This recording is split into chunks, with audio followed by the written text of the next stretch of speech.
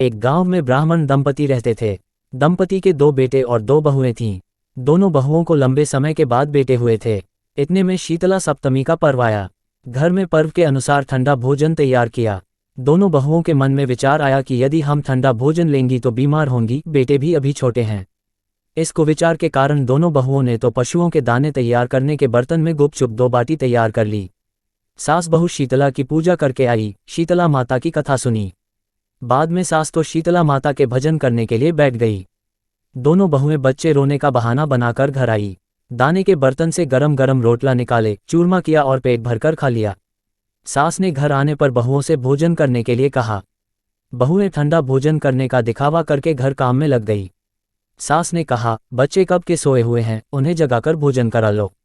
बहुएं जैसे ही अपने अपने बेटों को जगाने गई तो उन्होंने उन्हें मृत पाया। ऐसा बहुओं की करतूतों के फलस्वरूप शीतला माता के प्रकोप से हुआ था। बहुएं विवश हो गई। सास ने घटना जानी तो बहुओं से झगड़ने लगी।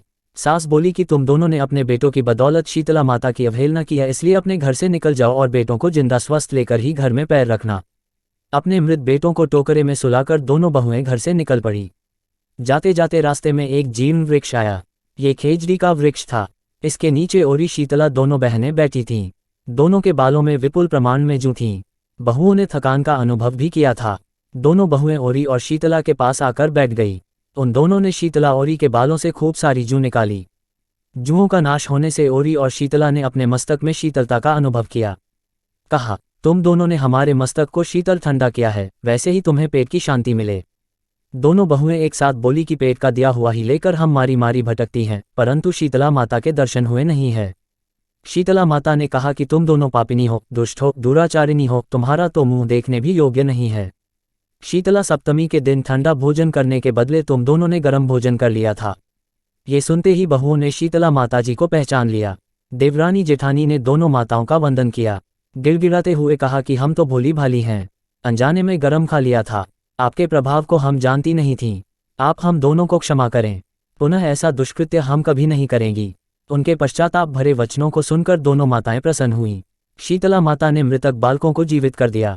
बहुएं तब बच्चों के साथ लेकर आनंद से पुनः गांव लौट आई। गांव के लोगों ने जाना कि दोनों बहुओं को शीतला माता के साक्षात दर्शन हुए थे। दोनों का धूमधाम से स्वागत करके गांव प्रवेश करवाया। बहुओं ने कहा, हम गांव में शीतला माता के मंदिर का निर्माण करवाएंगी। चैत्र महीने में शीतला सप्तमी के दिन मात्र ठंडा खाना ही खाएंगी। शीतला माता ने बहुओं पर जैसी अपनी दृष्टि की वैसी कृपा सब पर करें। श्री शीतला माँ सदा हमें शांति, शीतलता तथा आरोग्य दें। शीतलित्व जगन्माता, शीतलित्व जगत पिता, शीतलित्व जगत धात्री, शीतलायै नमो नमः। बोलो श्री शीतला मात की जय।